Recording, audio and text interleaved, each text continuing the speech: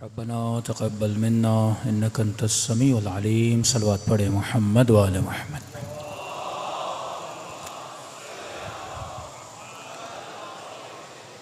بسم اللہ الرحمن الرحیم. الحمد للہ رب العالمین.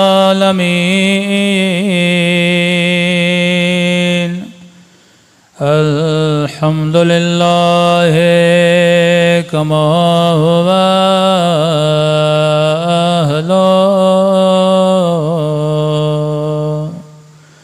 الصلاة والسلام علی سید المرسلین وخاتم نبیین ابی القاسم محمد.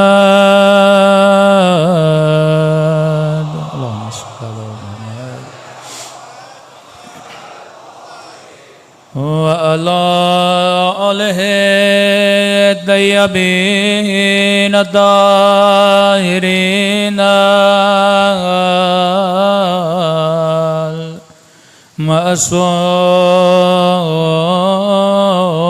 المعصومين. سب مل کے اپنے مولا کے ظہور کی دعا. اللہم کل ولیک حجت ابن الحسن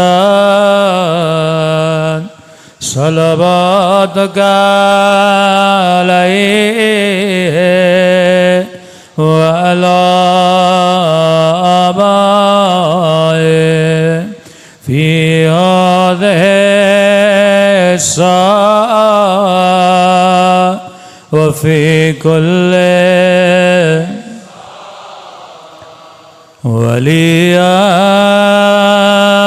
وحافظا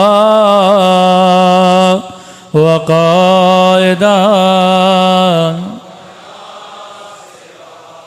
ودليلا وعينا حتى تسكنه أرضك طوعا وتمتعه فيها برحمتك يا أرحم الراحمين. صلوات پڑھے محمد وآلہ.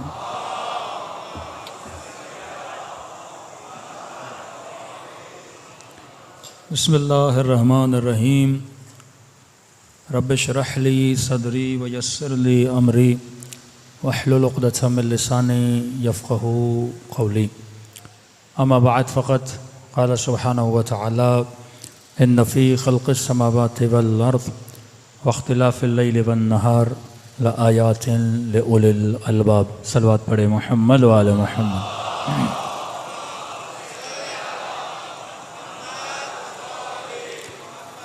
دعا ہے پروردگار عالم ہم سب کی عبادتوں کو اپنی بارگاہ عالی میں قبول فرمائے اور جس مقصد زندگی کی خاطر اس فرش عزا پہ جمع ہوئے خدا ان مقاصد میں بھی ہم سب کو کامیابیاں نصیب فرما دیں.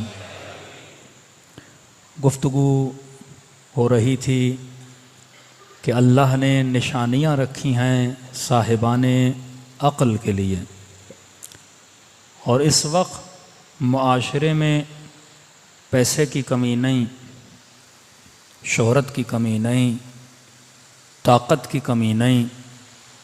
اگر طاقتوروں کے پاس، مشہوروں کے پاس، مالداروں کے پاس کسی چیز کی کمی ہے تو وہ عقل کی کمی ہے.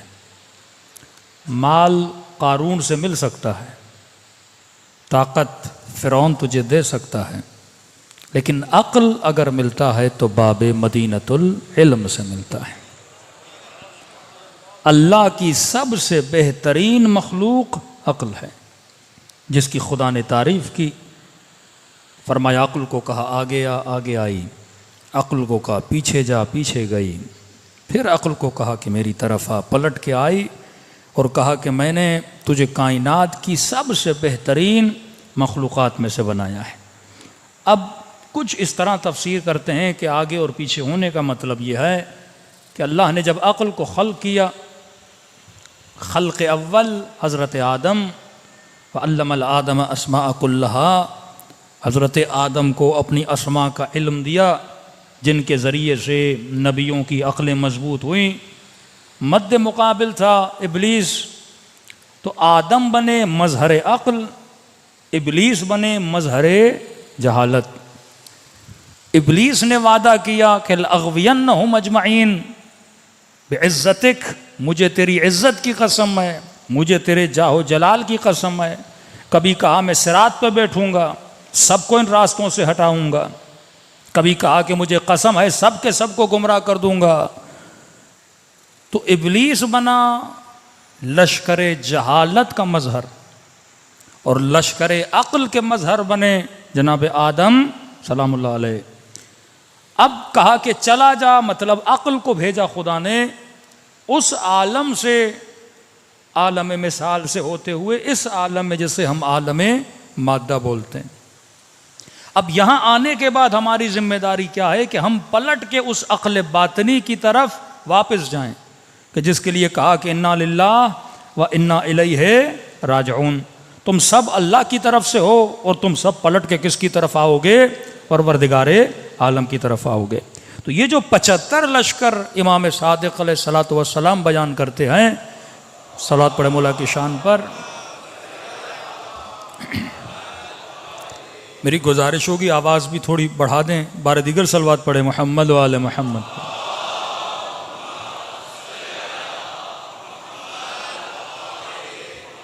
فرمائے 75 لشکر جہالت کے ہیں، 75 لشکر عقل کے ہیں۔ یہ مومن مسلم ہر بندے کے وجود میں۔ اب فرق یہ ہے کہ کسی کے اندر بالفعل ہیں، کسی کے اندر بالقوہ ہیں۔ بالفعل اور بالقوہ کا مطلب کیا ہے کہ مثلا ایک بچہ پیدا ہوتا ہے، پیدا ہوتے ہی وہ چلتا نہیں ہے، لیکن اس میں چلنے کی صلاحیت موجود ہے، تو ہم کہتے ہیں بالفعل نہیں چلتا، پر بالفعل نہیں چلتا، پر بالقوہ چل سکتا ہے۔ ایک خاتون، ایک نوجوان لڑکی جس کی شادی نہیں ہوئی، لہذا جب شادی نہیں ہوئی تو ماں نہیں بن سکتی، لیکن آپ بولتے ہو کہ بالفعل ماں نہیں ہے، لیکن بالقوہ ہر خاتون ماں ہے۔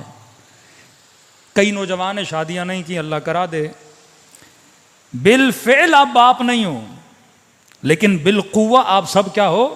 باپ ہو۔ تو کئی ایسی عادتیں ہمارے اندر بالقوہ موجود ہیں، لیکن ہم نے کیا کرنا ہے؟ ان کو فعلیت میں بدلنا ہے۔ فطرتاً ہر بندہ سخی ہے، بالفعل ہو سکتا ہے بندہ سخی نہ ہو۔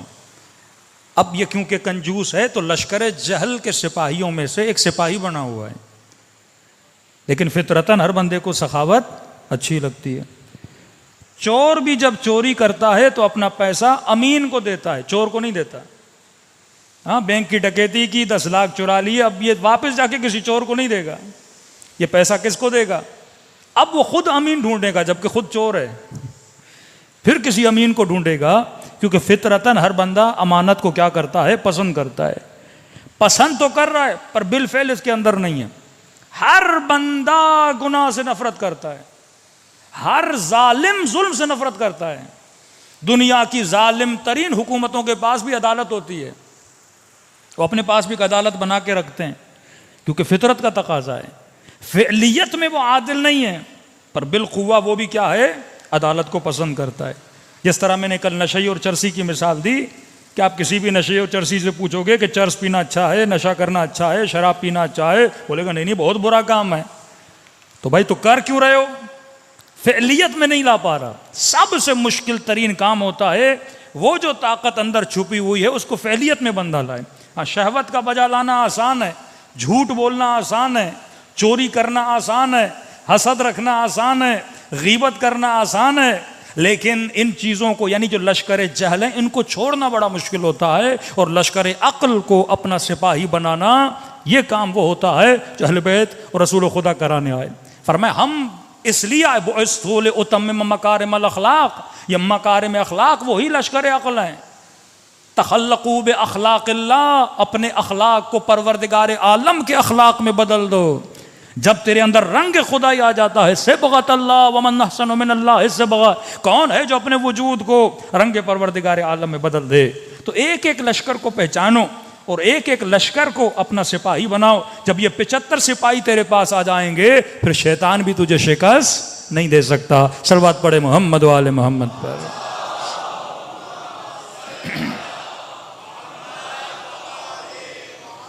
تو کل جن کو یاد ہوگا جو کل کی مجلس میں تھے، ہم نے کہا انسان کا وجود 3 مین پاور سے چلتا ہے۔ مثلا یہ لاؤڈ چل رہا ہے، اگر کرنٹ نہ ہو تو لاؤڈ نہ چلے، لائٹ کو کرنٹ کی ضرورت ہے۔ اسی طرح ہر انسان کے اندر 3 قوہ جو مضبوط ترین طاقتیں ہیں پائی جاتی ہیں، اور یہ تینوں طاقتیں حیوان کے پاس بھی ہیں، کم و بیش، زیادہ یا کم۔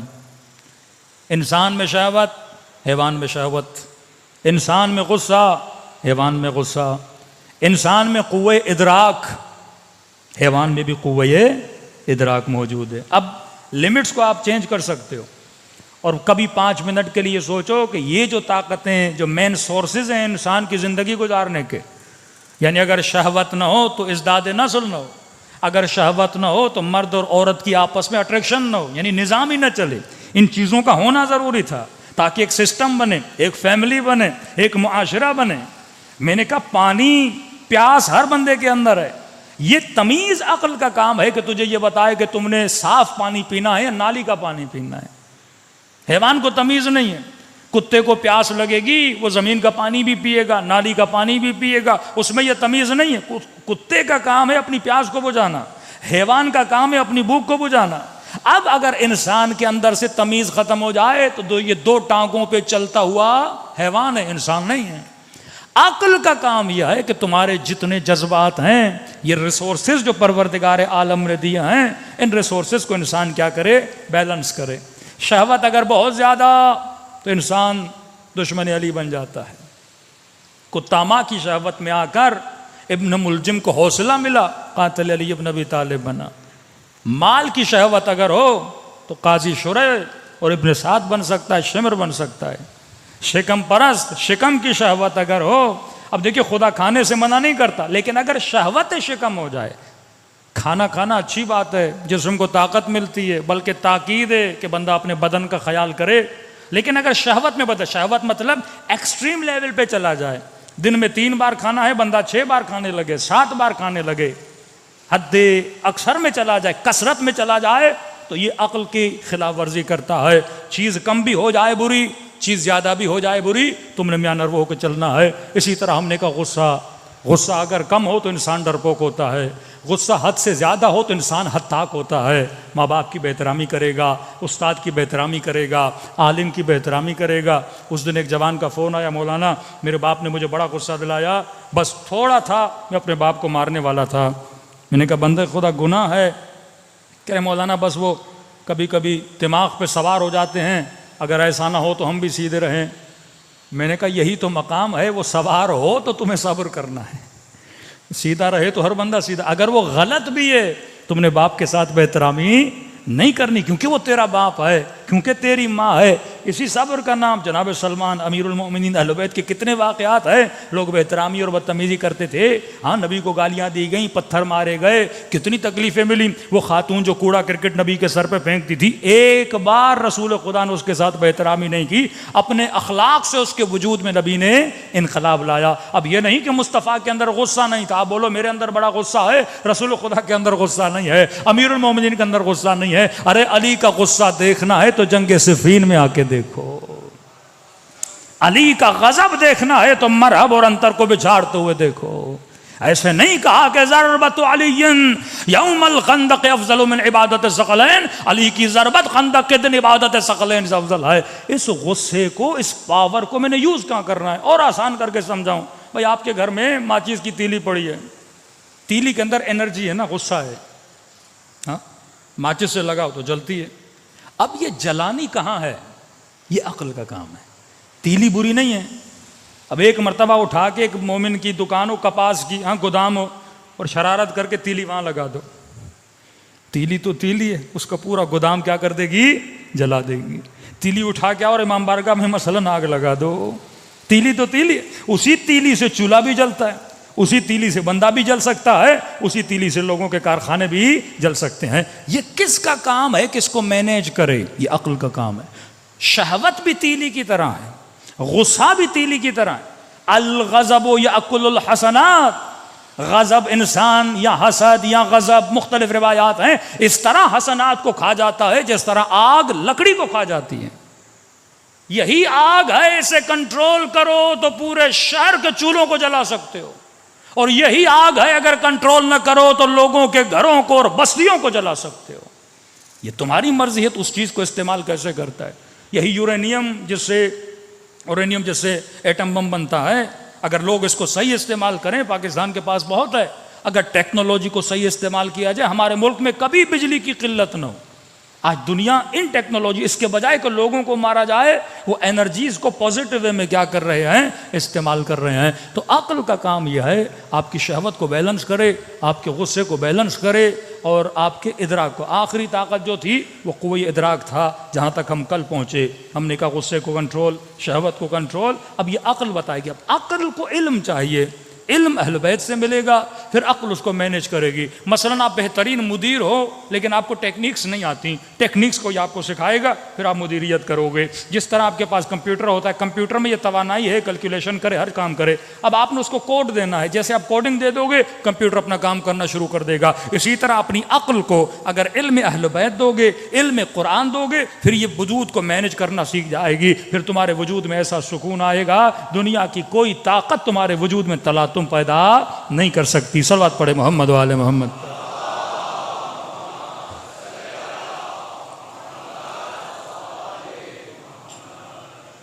اب آتے ہیں قوہ ادراک۔ یہ بہت خطرناک قوہ ہے، جیسے ہم نے کہا قوہ خیال، اگر یہ حد سے آگے نکل جائے انسان کو پاگل بنا دیتا ہے۔ اور سب سے زیادہ جس چیز کو اس وقت استعمال کیا جا رہا ہے وہ خیال ہے۔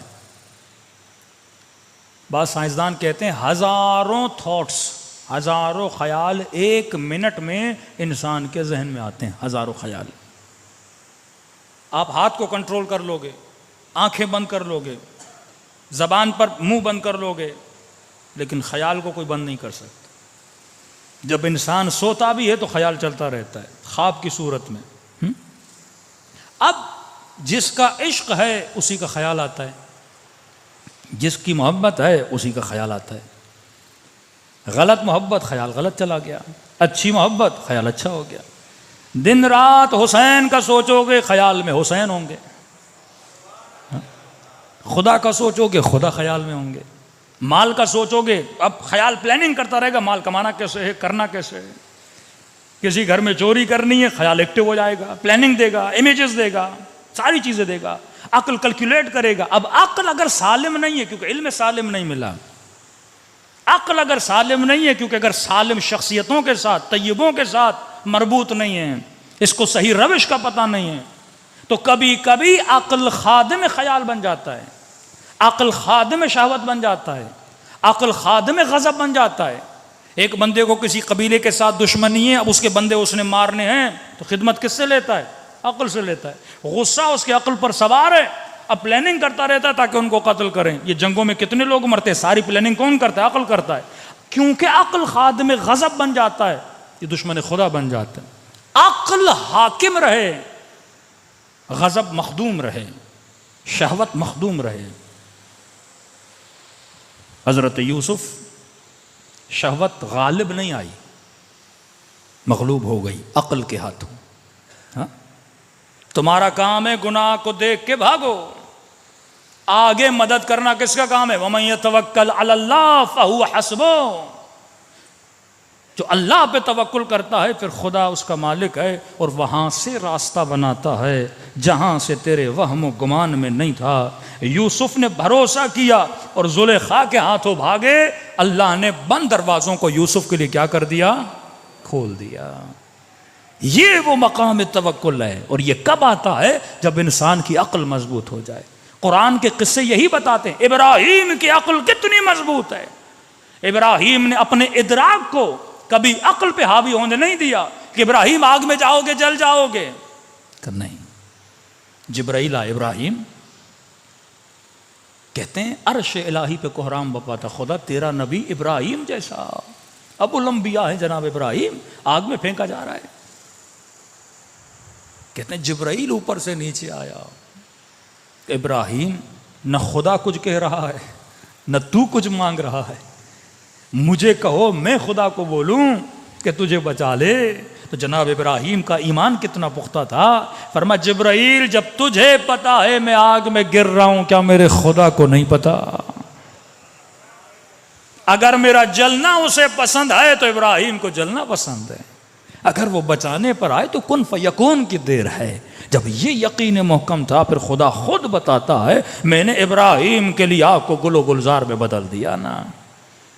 موسیٰ جیسا یقین، ابراہیم جیسا یقین، اور اسماعیل جیسی اطاعت کہ باپ کہے کہ بیٹا میں نے خواب دیکھا ہے میں تجھے ذبح کر رہا ہوں، یہ بھی نہیں بولا کہ بابا خواب ہے، کہ بابا جب دیکھا ہے تو گلا تیار ہے، اس گلے پہ چھری چلاؤ۔ کبھی بھی وہم کو اپنے عقل پر غالب ہونے نہیں دیا۔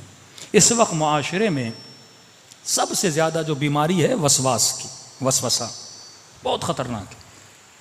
اب کیونکہ ہمارا معاشرہ تھوڑا مقدس پرور ہے، کئی ٹاپکس ممبر سے لوگ نہیں پڑھتے، لوگ کیا کہیں گے، برا نہ مان جائیں۔ کئی ایسے سوال بھی ہیں جو نوجوان نہیں کرتے، گھبراتے ہیں کہیں مولانا سے کریں گے ڈانٹ نہ دیں۔ کبھی بھی سوال سے گھبرایا نہ کرو۔ ان بیماریوں کا علاج اگر ہونا ہے تو مکتب اہل بیت میں ہونا ہے۔ کڈنی خراب آپ ہاسپٹل جاتے ہو، آنکھ خراب ہو ڈاکٹر کو دکھاتے ہو۔ یہ جو عقیدتی شبہات، وسواس جو شیطان من الجنت والناس اور خناس آپ کے ذہنوں میں وسوسے کرتا ہے، یہاں تک کہ ایک جوان نے کہا کہ مولانا جب نماز پڑھتا ہوں تو نماز میں شیطان اللہ کے لیے میرے ذہن میں برے خیالات پیدا کرتا ہے۔ اب کہتا ہے کسی کو مولانا کو کیا بتاؤں، کسی کو سمجھ بھی نہ آئے کہ من ہی من میں اللہ کو برا بلا بولتا ہوں، کیا کروں ان وسوسوں کا؟ میں نے کہا پھر تم نے کیا کیا؟ کہ بس یہ کہ میں نماز چھوڑ دی ہے میں نے کہا شیطان تو کامیاب ہو گیا، وہ چاہتا یہی تھا تجھے وسوسہ دے اور تاکہ تم مصلی عبادت سے کیا ہو جائے، دور ہو جائے۔ شیطان 7000 سال عبادت کرنے والا ہے، وہ آپ کے لیے جو جال بچھاتا ہے نا وہ آپ کی سوچ سے بڑا ہے۔ جب کوئی پلینر پلاننگ کرتے ہیں نا، کہتے ہیں ہم دشمن کو یہ کریں گے، پھر اس نے یہ کیا تو یہ کریں گے، پھر یہ کیا تو یہ کریں گے، وہ 10-20 اسٹیپس کی پلاننگ کرتے ہیں، سنگل اسٹیپ کی کوئی پلاننگ نہیں کرتا کہ اگر ہم نے یہاں سے راستہ روکا شاید وہاں سے آ جائیں۔ شیطان کی پلاننگ ایسے ہوتی ہے، اگر میں نے ایسے یہ بولا اس نے یہ نہیں کیا تو اس دروازے سے داخل ہو جاؤں گا، وہ دروازہ اس نے بند کیا فلاں دروازے سے جا کر ہو جاؤں گا۔ شیطان آپ کو جو گیم کھیلتا ہے آپ کے ساتھ، وہ آپ کی زمین میں نہیں کھیلتا، پہلے آپ کو اپنی زمین میں لے آتا ہے، اور جب آپ شیطان کی زمین میں شیطان کے ساتھ کھیلو گے تو ان دی اینڈ جیت کس کی ہوگی؟ شیطان کی ہوگی۔ اور وسوسے کی مثال اس تسبیح کی طرح ہے، اسے بولتے ہیں حلقہ جو گول ہے، وہ کیا کرتے ہیں آپ کے ذہن میں وسوسہ لاتا ہے، ایک وسوسہ دور کیا، دوسرا دور کیا، تیسرا دور کیا، چوتھا، اور اس رسی کو نیچے سے باندھ دیتے ہیں، آپ گھومتے رہو گے، وسوسہ کبھی ختم ہوگا ہی نہیں، حلقہ بنا دیتا ہے۔ اب اس حلقہ شیطان سے انسان کو وہ کیسے نکلے گا؟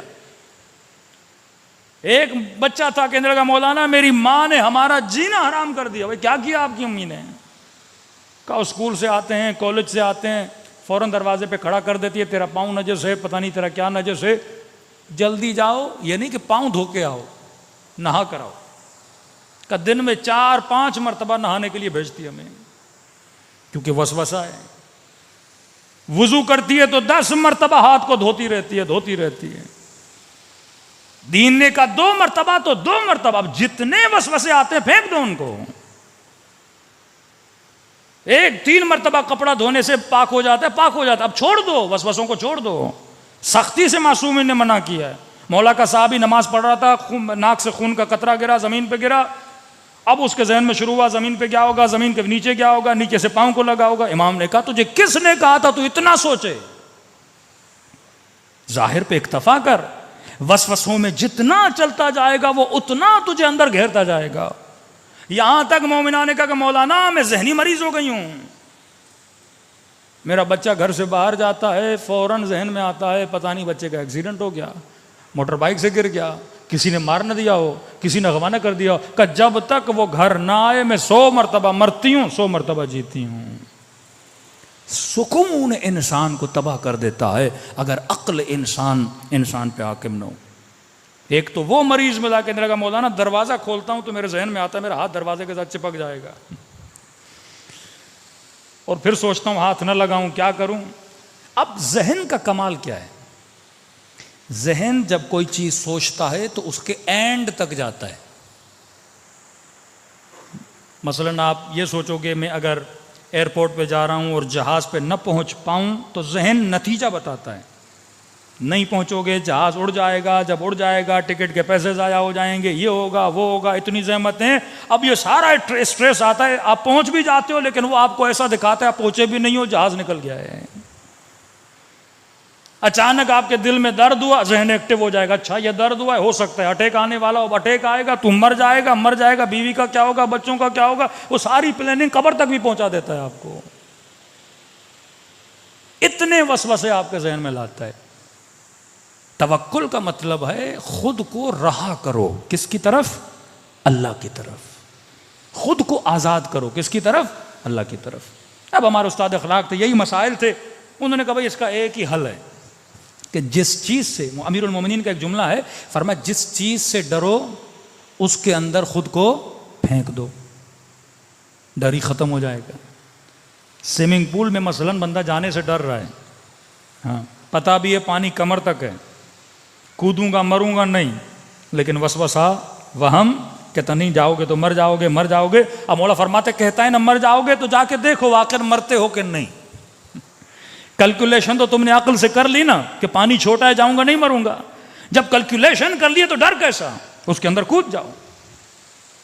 اس ماں کو کا تمہیں برا نہ لگے لیکن یہ حل ہے امیر المومنین کا. شیطان کیا کہہ رہا ہے؟ بچہ مر جائے گا. بولو اللہ کی امانت ہے, مر گیا تو مر گیا. جب تم ڈر ختم کرو گی اس دن کے بعد کبھی وہم اور وسوسہ نہیں آئے گا. انزائٹی کا بھی علاج ہے, یوسوسو فی صدور الناس من, یہ جنات بھی وسوسہ کرتے ہیں, شیطان بھی خود جن ہے, وسوسہ کرتا ہے. تو فرمایا جس چیز کا وسوسہ, جو خوف, جو ڈر تمہیں دلا رہا ہے, اس ڈر سے خود کو آزاد کر. جب تک آزاد نہیں کرے گا. دیکھیے دشمن کس چیز سے ڈراتا ہے؟ ڈراؤ, جھکاؤ, مارو. بولے گا میرا کام نہیں کرو گے اولاد کو ماروں گا, تجھے ماروں گا. یہی خوف اصحاب امام حسین کے اندر پیدا کرنا چاہتا تھا. لیکن یہاں پہ شجاعت دکھانی ہے کہ میرے مال کا مالک خدا, میری جان کا مالک خدا, ہر چیز کا مالک کون ہے؟ پروردگار عالم ہے. تو فرمایا جس بھی چیز سے ڈرو اس سے خود کو کیا کر دو؟ آزاد کر دو. اگر یہ ڈر ہے بچہ مر جائے گا کو میں نے اللہ کے حوالے کیا, جو ہوتا ہے دیکھا جائے گا. اگر یہ ڈر ہے مثلا یہ کام کروں کہیں اٹیک نہ آ جائے, ہاں وسوسہ ہوتا ہے. اب آنا نہیں بھی ہوگا, اسٹریس اتنا آئے گا وہ بالآخر تجھے کیا کر دے گا؟ موت کے قریب لے کر آئے گا. آج اکثر معاشرے میں وہم کی حکومت غالب ہے کہ میں یہ سمجھتا ہوں کہ یہ طاقت میرے پاس ہوگی تو میں کامیاب ہوں, مال میرے پاس ہوگا تو میں کامیاب ہوں, شہرت میرے پاس ہوگی تو میں کامیاب ہوں. اصلاً میں مجلس پڑھ رہا ہوں یا مجلس سن رہا ہوں, مجھے کیسے پتا چلے کہ پروردگار عالم اس مجلس سے راضی ہیں؟ تو کچھ چیزیں شیطان کھڑی کر دیتا ہے. مولویوں کو بولے گا تمہارا مجمع زیادہ تو تمہاری مجلس کامیاب. اور اس دن شاید میں نے واقعہ سنایا آیت اللہ زنجانی کا. ایک بندے نے قبلہ میں نے خواب دیکھا ہے. وہ جو مشہور ذاکر ہے امام حسین نے حکم دیا کہ اس کا نام ذاکروں کی ڈائری میں سے مٹا دیا جائے. اور وہ مولانا جو کبھی ممبر پہ آیا ہی نہیں, مجلس پڑھی نہیں اس بیچارے نے, مدرس ہے. امام نے کہا اس کا نام لکھو, یہ میرے ذاکروں میں اس کا شمار ہے. نیند سے اٹھا, اس عالم کے پاس گیا, کہا مبارک ہو, خواب دیکھا ہے ابھی عبداللہ الحسین نے تیرا نام اپنے ذاکروں میں لکھا ہے. کہ مولانا ہم نے تو کبھی مصیبت پڑھتے ہوئے, مصائب پڑھتے ہوئے آپ کو دیکھا ہی نہیں ہے, آپ ہمیشہ درس دیتے ہیں. وہ رونے لگے, کہنے لگے بیٹا ایسا نہیں ہے, جب محرم کے دن آتے ہیں عوام میں نہیں پڑھتا میں, جب محرم کے دن آتے اپنے گھر جاتا ہوں, بچوں کو بٹھاتا ہوں, امام حسین کے مصائب پڑھتا ہوں. مولا تو خلوص دیکھتے ہیں, مولا پروٹوکولز, مولا گاڑیاں, مولا مجمع نہیں دیکھتے. آنے والے کا خلوص, پڑھنے والے کا خلوص, ایون مجلس کرانے والے کا خلوص. آج معاشرے میں وہم غالب ہے. آج مجلسیں بعض لوگ ایسے کرا رہے ہیں جیسے ہارون مسجد بنا رہا تھا. کہ بہلول میں نے بڑا اچھا کام کیا, اللہ کے لیے مسجد بنائی ہے. کہ بہت اچھا کام ہے, ہارون کام کر دو, لکھ دو مسجد بہلول. کہ بڑے تیز ہو, مسجد بناؤں میں, نام لکھوں تیرا. کہ یہی تو بتانا چاہ رہا تھا, تو مسجد نہیں بنا رہا, تو اپنا نام بنا رہا ہے. افسوس سے یہ باتیں کہنی پڑتی ہیں مجھے کہ آج مولویوں میں ریس ایسے لگ رہی ہے جیسے گھوڑوں میں ریس لگائی جاتی ہے. میرا مولوی تیرا مولوی, میرا گھوڑا تیرا گھوڑا. آج میں یار کیا بنا ایک مجلس کا, کامیابی ہے مجلس کا. آج لوگوں کی نگاہیں کس چیز پر ہیں کہ میرا بیٹا مجلس میں گیا کیا لے کر آیا. یہ 500 یہ 1000 خواتین مجلس میں آئیں, کیا حیا کا در سیکھ کے آئیں, عفت کا در سیکھ کے آئیں. اس راشی معاشرے میں, اس ظلم بھرے معاشرے میں, اس جبر و استبداد کے معاشرے میں ہم مجلس حسین سے اپنی نسل کو کہاں لے کر جا رہے ہیں. لیکن جب وہم غالب ہو جائے تو وہم کہتا ہے تیرا نام ہو تو بس سب کچھ ہے, تو کامیاب ہے. پھر انسان اولئک حبطت اعمالہم, خدا کہتا ہے قیامت کے دن آئیں گے اپنے اعمال لے کے, انرجی لگائی, پیسہ لگایا, سب کچھ کیا, لیکن اللہ کے لیے نہیں کیا, اپنے لیے کیا, اپنی میں کے لیے کیا, اپنے نام کے لیے کیا. وہ سارے اعمال کیا ہو جاتے ہیں, ضائع ہو جاتے ہیں. جب وہم کی حکومت آ جائے پھر رضا عوام ذہن میں آتی ہے. جب عقل کی حکومت آئے تو بندہ کہتا ہے لوگ راضی ہوں یا نہ ہوں, بس میرا خدا کیا ہو جائے, راضی ہو جائے. عالم اسلام کی حکومت یزید کے پاس ہے. گویا پوری عوام ایک طرف کھڑی ہے, حسین ایک طرف کھڑے ہیں. کیا پرواہ کی امام حسین نے. اور قرآن کی آیت بھی حبیب طیب اور خبیث برابر نہیں ہے. کبھی ایسا نہ ہو خبیثوں کی کثرت تجھے تعجب میں لا دے کہ وہ ہم سے زیادہ ہیں. فرمایا نہیں, خدا قلوب کو دیکھتا ہے, خدا اعمال کو دیکھتا ہے, خدا خلوص کو دیکھتا ہے. تو معاشرے میں جب وہم غالب ہو جائے, لوگوں کی انرجیاں ضائع ہوتی ہیں, پیسہ ضائع ہوتا ہے. ہر چیز میں ہم سیلفش ہیں, ہر چیز میں, پیسے کے اعتبار سے, گھر کے اعتبار سے, گاڑی کے اعتبار سے. اچھا گھر, ہاں, اچھی گاڑی, اچھی نوکری, وہ جاب جس میں پیسہ زیادہ ہو. ایمان کے اعتبار سے ہم کیوں سینسیٹیو نہیں ہیں؟ یعنی واللہ مومن سنیں کہ ابھی عبداللہ الحسین نے ظہر عاشور کو نماز پڑھی اور نماز بچاتے بچاتے کتنے صحابی شہید ہو گئے.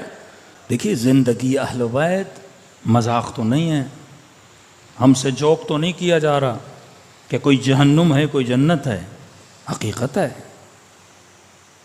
یعنی بندہ جہنم کا ذکر سنے پر اس کا وجود نہ لرزے.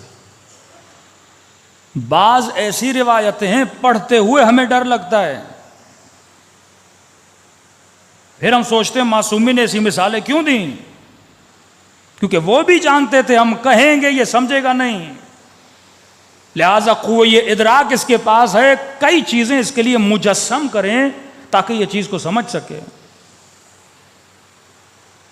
کتنے گھروں میں تباہیاں بپا ہوتی ہیں صرف گناہ غیبت کی وجہ سے،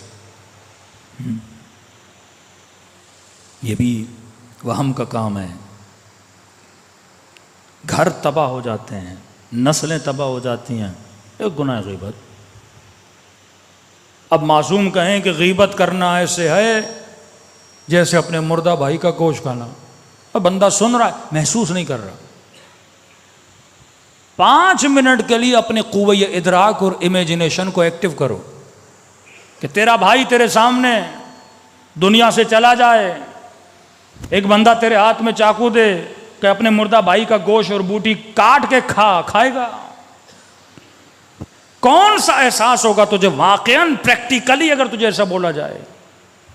انسان کو گھن آئے گی، سوچتے ہوئے بھی کرتے ہوئے بھی۔ کہا یہ گھن محسوس کر، اس قدر برا عمل ہے۔ ایک سخت روایت میں نے کل پڑھی، فرمایا غیبت کرنا ایسے ہے جیسے خانہ خدا میں اپنی ماں کے ساتھ بندہ برا کام کرے، دیکھ کر بندے کا وجود لرز جاتا ہے۔ کیوں معصومین ایسی مثالیں دے رہے ہیں؟ کیونکہ جب تک گناہ جسمی گناہ نہ ہو ہمیں برا نہیں لگتا، جب تک کوئی جسمانی ایکٹیویٹی نہ ہو ہمیں برا نہیں لگتا۔ کہ دیکھ کتنا تجھے برا لگ رہا ہے تیری امیجنیشن میں، اپنے ادراک کو مضبوط کر معصومین کے فرامین سے، تجھے گھن آتی ہے کوئی ایسا عمل کرتے ہوئے،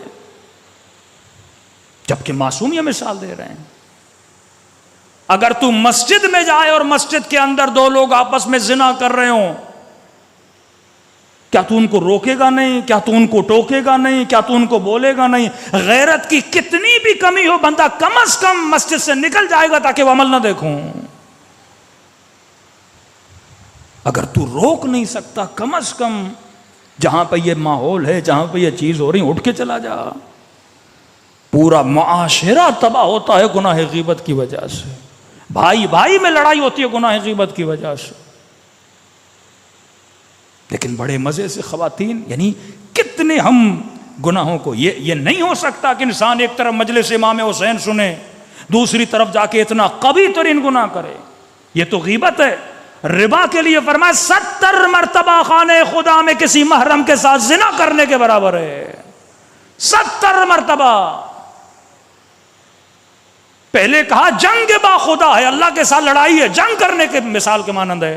اب بندے کا ذہن ہے نا، اس کو جنگ سمجھ میں نہیں آتی، اس کو کوئی انسان چاہیے ہاتھ میں تلواروں سے قتل کرے۔ اللہ نے کہا شاید اس کے سمجھ میں نہ آئے، پریکٹیکلی میرے وجود کو جسم کی صورت میں نہیں سوچ سکتا۔ پھر کہا میں یہ مثال دے رہا ہوں کیونکہ جسمی گناہ تیرے لیے بہت بڑی اہمیت اور ارزش رکھتا ہے، کہا اس گناہ کے برابر ہے، اس قدر تیرے اندر گھن آنی چاہیے اس گناہ کی۔ لیکن اسی مسجد میں نماز پڑھے، مومن مومن کے ساتھ مصافحہ کرے، فوراً شروع ہو جائے کسی مومن کی برائی کے، اور بولو کہ بھائی برائی نہ کرو۔ نہیں نہیں مولانا میں سچ بول رہا ہوں، بندے خدا اگر جھوٹ ہوتا تو تہمت ہوتی۔ غیبت سچ کا نام ہے، جھوٹ کا نام نہیں ہے۔ واقعاً اس کے اندر وہ برائی اور تو لوگوں کو بتا رہا ہے، یہ غیبت ہے۔ اگر تو جھوٹ بول رہا ہے وہ تو تہمت ہے۔ یہ معاشرہ عقل کا معاشرہ نہیں ہے، اور افسوس ہے یہ برائیاں ٹی وی پر برملا، یہ اس کا دشمن وہ اس کا دشمن، پوری سوسائٹی کلیپس کر جاتی ہے اخلاقی طور پر۔ یو کے پرائم منسٹر نے کورونا کے دنوں میں، کووڈ کے دنوں میں سوشل ایکٹیویٹی کرنا منع تھا، قانوناً لا ہے۔ ہم شریعت مدار ہیں، وہ قانون مدار ہیں۔ اگر شریعت مدار ہم صحیح رہیں تو ان سے بھی ترقی کر لیں، وہ قانون مدار ہے۔ ہمارے ہاں اس وقت بالفعل نہ شریعت کی سنی جا رہی ہے، نہ قانون کی سنی جا رہی ہے. اب سوچئے معاشرہ کہاں جائے گا؟ شریعت کی نہیں سنی جا رہی مطلب دیندار معاشرہ نہیں، قانون کی نہیں سنی جا رہی مطلب سویلائز معاشرہ نہیں ہے، متمدن معاشرہ نہیں ہے. مدنی قوانین کی جو باتیں نہیں سن رہا. قانون پاس ہوا، سوشل ایکٹیویٹی قانون ہے. اب قانون جب بنایا گیا تو قانون پہ عمل کرنا ہے، جو عمل نہیں کرتے ان کو سزا دی جاتی ہے. پرائم منسٹر آف یو کے اپنے گھر میں اپنے دوستوں کے ساتھ اس نے گیدرنگ رکھی، کسی نے کیمرے پہ ریکارڈ کر لیا. غیرت مند معاشرے ہوتے ہیں نا، دینی غیرت نہیں قانونی غیرت ان کے یہاں موجود ہے. ہمارے یہاں قانون پہ عمل کیا جاتا ہے، کتنے لوگ اس کے لیے بولتے ہیں، کیونکہ ہم خود قانون پہ عمل کرنے والے ہیں، ہم خود سگنل توڑنے والے، ہم خود رونگ وے پہ چلنے والے، ہم خود رشوتیں دینے والے. اب کسی وزیر نے یا کسی بندے نے قانون توڑ بھی دیا تو کوئی پرواہ ہی نہیں ہے. یہ قانون شکنی دین شکنی پہ بندے کو لاتی ہے. ہاں اور نہ کی تمیز، اچھے اور برے کی تمیز، وہ معاشرے معقول معاشرے نہیں ہوتے. پرائم منسٹر آف یو کے ایک قانون اس نے توڑا کہ اس نے کووڈ کے دنوں میں سوشل ایکٹیویٹی نہیں کرنی تو اس نے کی، اور لوگوں نے شور مچایا. صرف اس قانون توڑنے کی وجہ سے اس بندے نے کیا کیا؟ ریزائن کر دیا. اور ہمارے ہاں پورے پڑوس کا گھر بھی بندہ ہڑپ کر جائے تو اسے شرم تک نہیں آتی. یہ عاقلانہ معاشرے نہیں ہیں. اب اس معاشرے میں رہتے ہوئے میں نے اپنے گھر کو عاقلانہ بنانا ہے. میں نے اپنی بچی کو، میں نے اپنے بچے کو بتانا ہے اگر زندگی بچانا چاہتے ہو، اگر آخرت بچانا چاہتے ہو، یہ وہ عقل کی لکیر ہے جو اہل بیت نے کھینچی. غیبت لشکر جہل ہے، حسد لشکر جہل ہے، جہالت انسان کی دنیا بھی تباہ کرتی ہے، آخرت بھی تباہ کرتی ہے. لیکن اگر عقل کی حکومت ہوگی، ہماری نسلیں عقل کی سن کر فیصلہ لیں گی تو دنیا بھی آباد ہوگی، آخرت بھی آباد ہوگی. صلوات پڑھے محمد و آل محمد پر.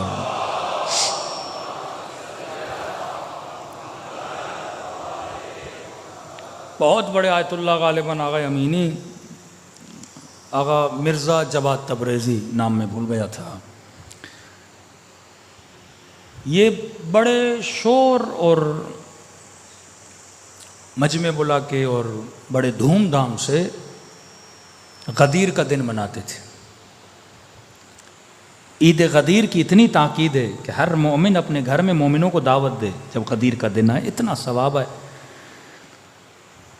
تو غدیر کے دن ان کا بیٹا نیچے فروٹ لینے گیا، سیڑھی سے اترا آغا جواد تبریزی کا، جیسے نیچے اتر رہا تھا پاؤں اس کا اٹکا، اور جو حوض تھا پانی کا اس میں وہ جوان گرا، سر ٹکرایا، ڈیتھ ہو گئی.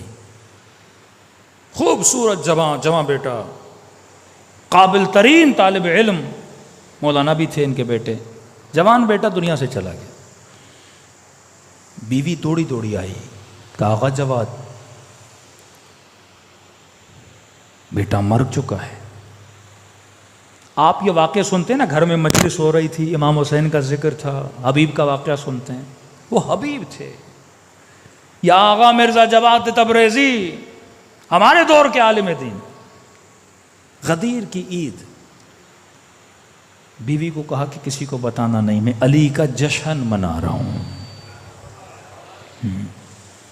جب سارے چلے گئے چند آپس میں دوست باقی رہے.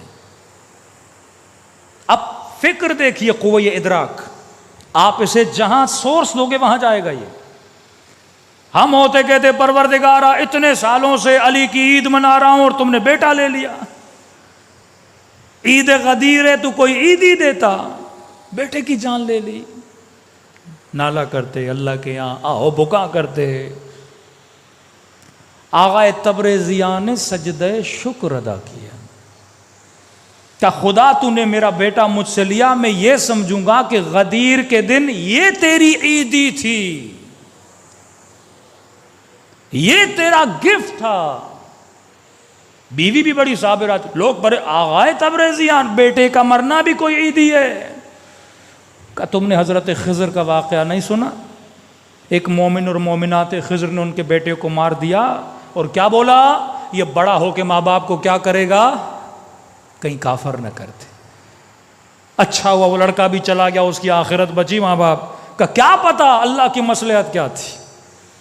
اللہ کے لیے حسن ظن کرنا کہ خدا کبھی بندوں کا برا نہیں چاہتا, اللہ ہمیشہ بندوں کے لیے کیا چاہتا ہے, اچھا چاہتا ہے. یہ کس کی سیرت سے, یہ کون سا عقل ہے جو آقا تبریزیان جس پہ چل رہے ہیں, اتنا بڑا مقام. یہ مقام تو سیدہ زینب کا ہے. جب بھائی کے لاشے کو لٹتا ہوا دیکھا, اس وقت جملہ بلند کیا کہ ما رأیتو الا جمیلا. زینب نے حسن کے علاوہ کچھ نہیں دیکھا.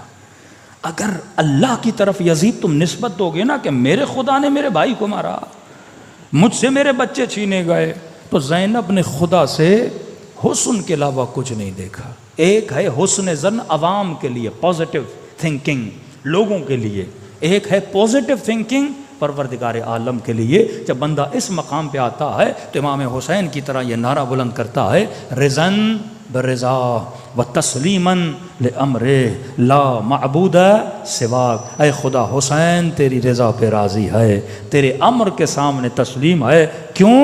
کیونکہ حسین کے پاس تیرے علاوہ کوئی رب نہیں ہے. صلوات پڑھے محمد و آل محمد.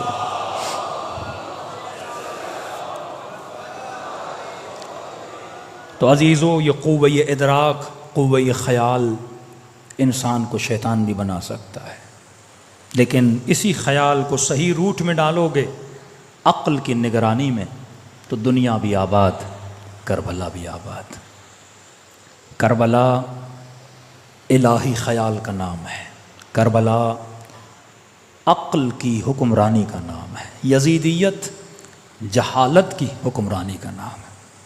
اہل بیت کے مقابلے میں جو بھی آئے گا وہ جاہل ہے, کیونکہ یہ عقل کل ہیں. فرمایا اول ما خلق اللہ العقل, سب سے پہلے خدا نے عقل کو خلق کیا. پھر فرمایا اول ما خلق اللہ نوری, سب سے پہلے خدا نے میرے نور کو خلق کیا. پھر فرمایا کنت نبیا وآدم بین الماء والطین, میں نبی تھا جب ابھی آدم پانی اور مٹی کے درمیان تھا. اور امیر المومنین نے فرمایا کہ کنت ولیا وآدم بین الماء والطین, میں بھی اس وقت سے ولی تھا جب ابھی آدم پانی اور مٹی کے درمیان تھے. تو یہاں ہم خوراک عقل لینے آتے ہیں. آنسو بہاؤ عاقلانہ, جذباتی نہیں عاقلانہ. ایک ہندو کو بھی جب جناب علی اصغر کی مصائب سناؤ گے نا, وہ روتا ہے. فطرت انسان کا تقاضا ہے, جب کوئی مظلوم کا قصہ سنے نا دل روتا ہے. اگر میں بھی اس ہندو کی طرح روں تو یہ مقام فضیلت نہیں ہے, یہ جذباتی ایموشنل رونا ہے. رو معرفت کے ساتھ. علماء فرماتے ہیں 5 منٹ کے لیے سوچا کرو کہ جب بی بی زینب امام حسین کے پامال لاشے کو دیکھ رہی تھی,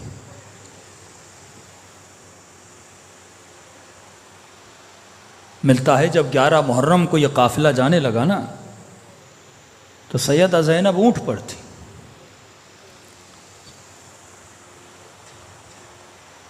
فرماتے ہیں خود کو اونٹ سے ایسے گرایا جیسے عباس گھوڑے سے گرے تھے.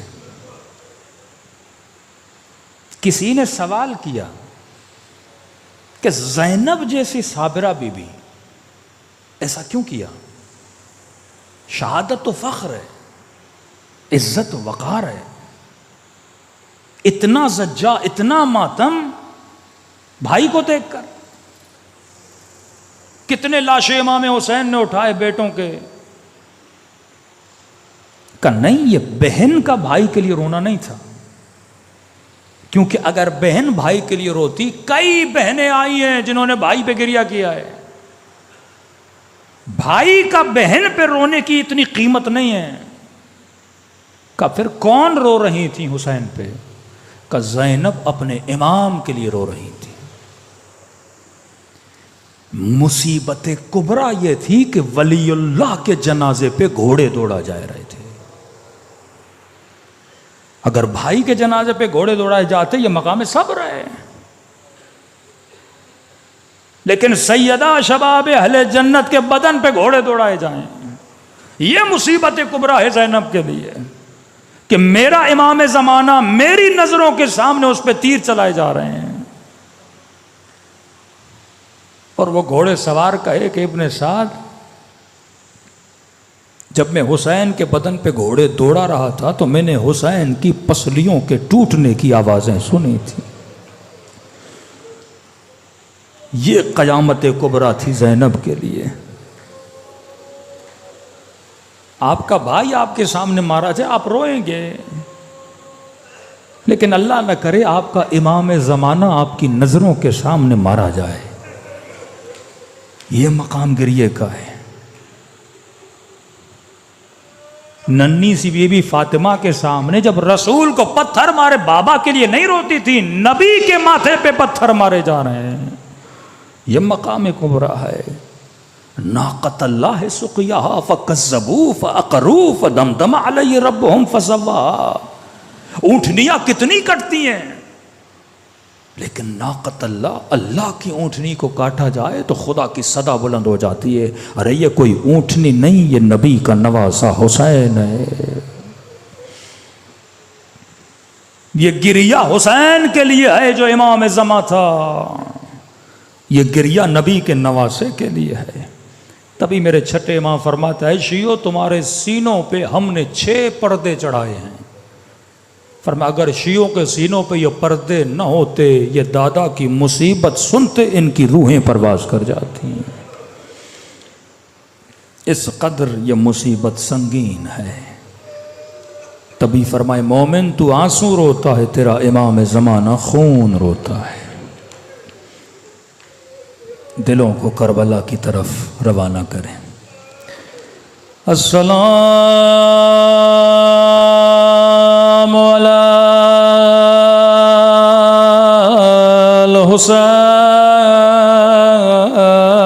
الحسین وعلی علی ابن الحسین وعلی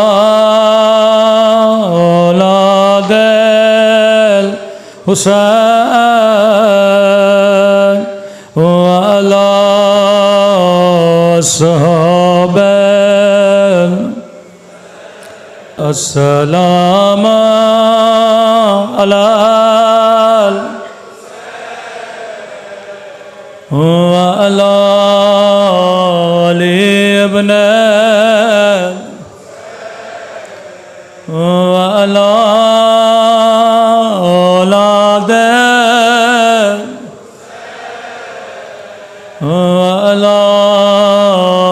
صحابہ. میرا سلام سکینہ کی یتیم بے.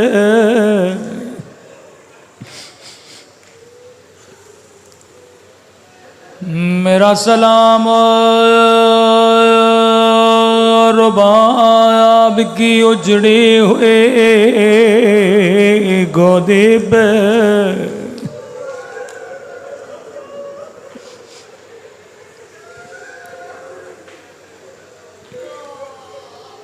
پانی پہ نگاہ پڑی زارو قطار رونے لگے. بازار میں جاتے تھے گوشت پہ نگاہ پڑتی تھی زارو قطار روتے تھے.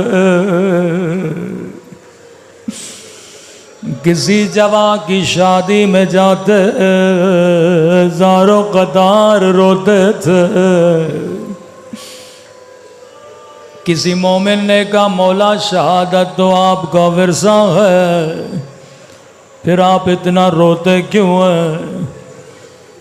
امام نے فرمایا تو نے صحیح کہا شہادت میرا ورثہ ہے، لیکن اے پوچھنے والے یعقوب کا ایک یوسف گم ہوا تھا.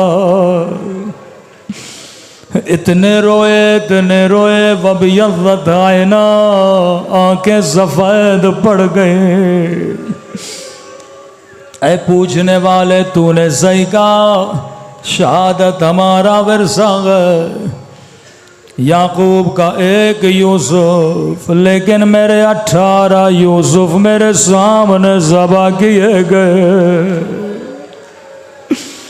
اگلے جملے نے سوالی کو تڑپا دیا، فرمایا تو نے صحیح کہا، شہادت میرا ورثہ ہے، میں اکبر پہ نہ رو، میں قاسم پہ نہ رو، میں علی اصغر پہ نہ رو، کیونکہ شہادت میرا ورثہ ہے۔ لیکن اے پوچھنے والے، تو نے سجاد کے ساتھ انصاف نہ کیا، کیا ماں بہنوں کے ساتھ بازاروں میں جانا، کیا شرابی کے دربار میں جانا، یہ بھی سجاد کا ورثہ ہے۔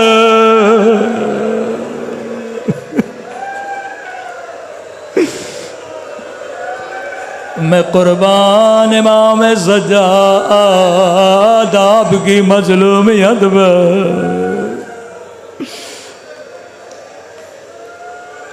یہاں تک کہ مدینے والے کہتے ہیں امام سجاد بازار میں آتے تھے، گوشت والے اپنے گوشت پہ کپڑا رکھتے تھے کہ کہیں سجاد کی نظر گوشت پہ نہ پڑ جائے۔ راوی کہتا ہے ایک دن مولا بازار میں آئے، گوشت والا کپڑا رکھنا بھول گیا، زین العابدین کی نگاہ گوشت پہ پڑ گئے، رو کے کہنے لگے میرا غریب بابا۔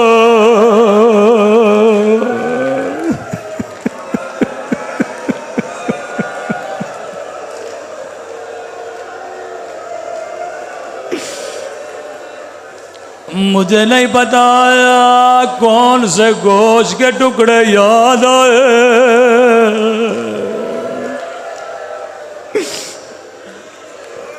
فوراً کسائی کو بلایا، کسائی جلدی ادھر آ۔ فرمایا کسائی میرے سوال کا جواب دے، جب تو نے حیوان کو ذبح کیا کیا تو نے پانی پلایا تھا یا نہیں؟ عائشیو جب قربانی کرو پانی پلایا کرو۔ کہنے لگا مولا میں آپ کا شیعہ ہوں، میں نے پانی پلایا تھا، ایک مرتبہ کربلا کا رک گیا، ہائے میرا علی اصغر، ہائے میرا 3 دن کا پیاسا علی اصغر،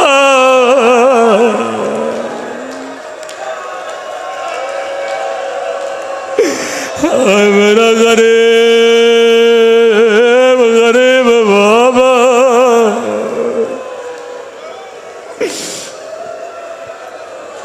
کسائی بھی زارو قطار رونے لگا۔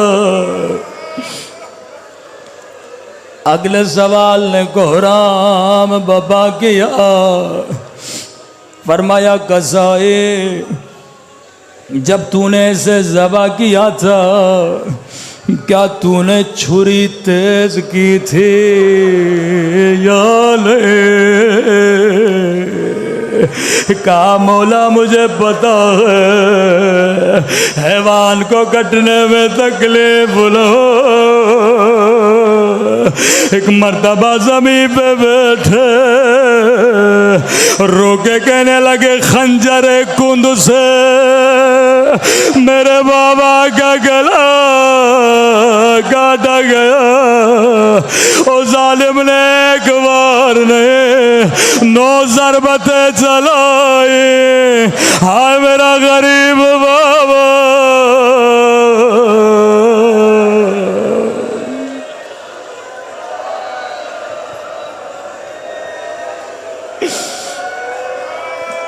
میں قربان امام سجاد آپ کی مظلومیت میں،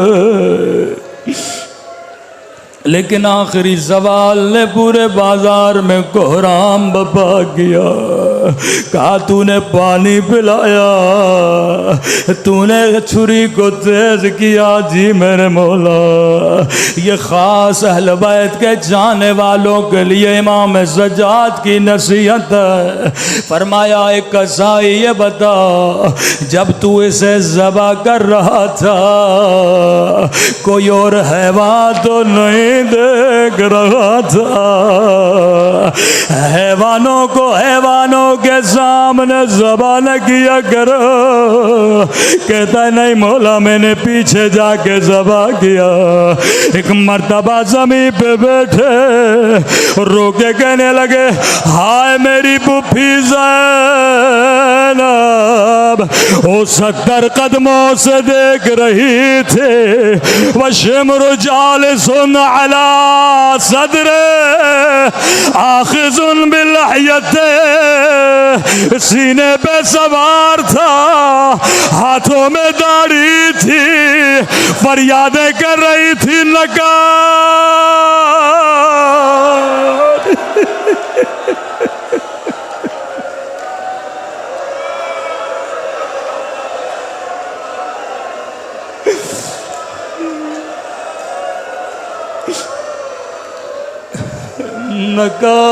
نکاٹ نکاٹ، اماں زہرا نے چکیا بیز بیز کے بولا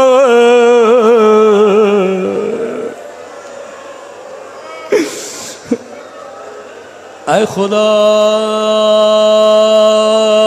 تجھے حسین کی مظلومیت کا واسطہ، تجھے زین العابدین کے گریے کا واسطہ، ہمارے مولا اور آقا امام زمانہ کا ظہور فرما، ہم سب کے صغیرہ کبیرہ گناہ معاف فرما، جو بیمار ہیں انہیں شفاء کاملہ عاجلہ نصیب فرما، جو قرض دار ہیں ان کے قرضوں کو ادا فرما۔ اے خدا تب تک موت نہ دینا جب تک اپنے گناہوں سے معافی نہیں مانگتے، قبر و قیامت میں شفاعت امام حسین نصیب فرما، ان گنہگار آنکھوں کو حجت خدا کی زیارت نصیب فرما۔ پروردگارا جو مانگا نہیں مانگا اپنے خزانے قدرت سے ہم سب کو نصیب فرما۔ ربنا تقبل منا انک انت السمیع الدعاء۔